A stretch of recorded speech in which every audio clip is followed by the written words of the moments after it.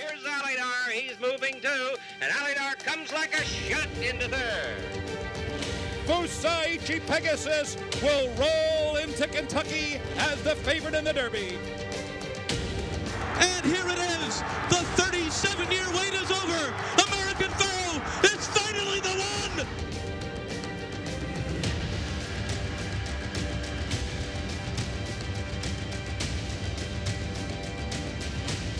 Looking back on my lifetime at the racetrack, Richie, I really feel like 1987 was the strongest, deepest crop of three-year-olds that I've ever seen in my life. There were more good horses that were also ran in Triple Crown races than I can remember. And then went on to do really good things as later three-year-olds and four-year-olds. It was a very, very strong crop. It really was, and a number of them showed up here, including Gulch, who eventually was the champion sprinter the next year and won 2 Met Miles, and we'll talk about his win the Met Mile a little bit later as a three-year-old. Gone West, a tremendous miler, broke Woody's streak in the Belmont, couldn't get the distance. And then there's Capote, who had won the Breeders' Cup Juvenile. Yeah, and they all turned into really good stallions. And you know, you think about Gone West out of that mare. Secretame was trained by Bruce Johnstone, who was so impressive when she raced her brief career, but certainly was a top producer. And the horse that you rode in there, Chocolate One, who actually ends up running third in the race, was a pretty darn good horse as well. I think he was Frank Labachetta trained him, right, Richie? For Ed Angel, and it was a good family. And he actually, I thought he had a big chance to win this day. And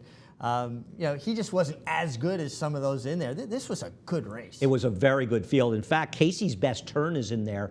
I believe he won the Collins Stakes, the three-year-old stake we used to run on Belmont Day and paid $47. But interestingly enough, Cordero goes to the front on Capote, who was a heavy favorite. Horses raced most of this race in the middle of the racetrack, Richie. Yeah, you know, if I remember correctly, everybody was trying to kind of avoid the rail that day. It just seemed like it was a little deeper. Like even here, I'm waiting for Angel to clear so I could tip out and be in the 3 or 4 path.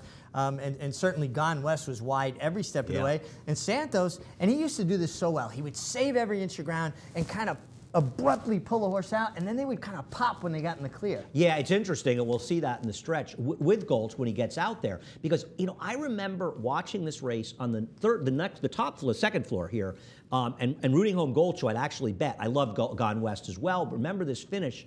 But I remembered Gulch coming up outside of him. But when we watch the replay, and we'll see it again, he comes through on the inside. I mean, Gone West is out and about the 7 path. And he was the entire race. And again, I think everybody that day was, you know, had a tendency to stay off the fence. I mean, here I'm probably in the 5 path. I'm actually another path or 2 away from Capote.